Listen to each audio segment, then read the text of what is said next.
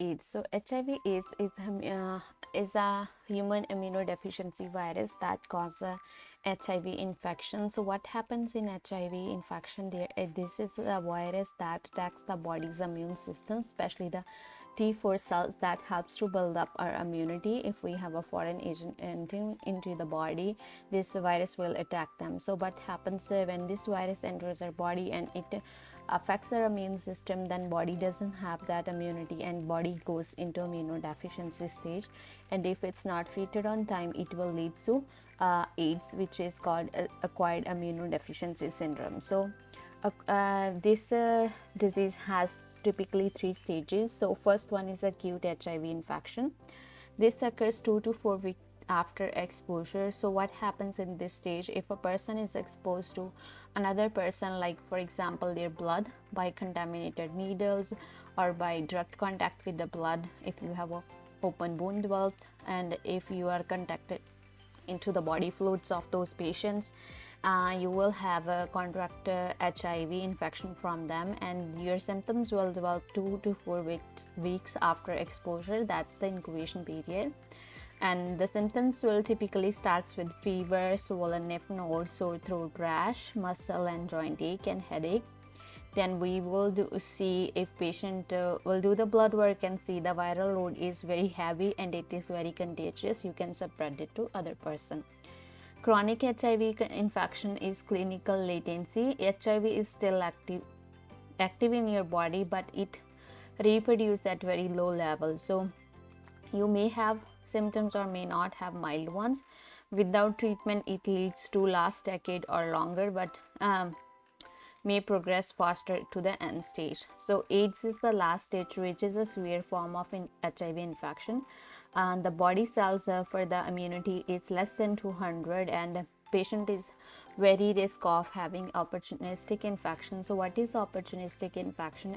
Infection that you acquire while you are sick, you're like sick and your immunity is too low, and you are typically very prone to having infection from other person. If someone who is sick and coming close to you, you will grab the infection right away, right? So without treatment, the AIDS survival is only 3 years. So transmission usually occurred with sexual contact, sharing needles, syringes with infected patient, from mother to child during pregnancy, childbirth, or breastfeeding. See, contamination of blood transfusion. Someone is having a blood transfusion and the blood was with patient with HIV if it's not screened properly, right?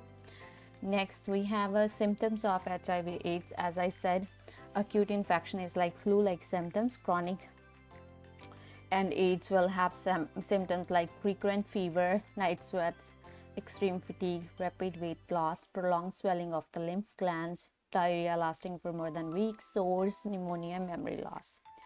So what you will educate to them: wash hands often. So precautions are very important. So hand hygiene, signs of opportunistic infection, like patient is now developing more sore throat, sneezing, coughing, and another symptoms. You will start them on antiretroviral therapy. It's like a 5-drug therapy, so you give them that. Restrict, it's a most common syrup that is used in postnatal period is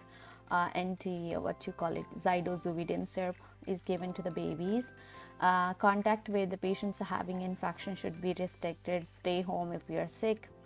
Avoid unprotected contact with child's body fluid. So diet is very important. So HIV is another common disease where you give high calorie, high protein diet, because their body is so weak. They need high calorie diet. Do not share eating utensils with child. Wash all the utensils in hot water or dishwasher.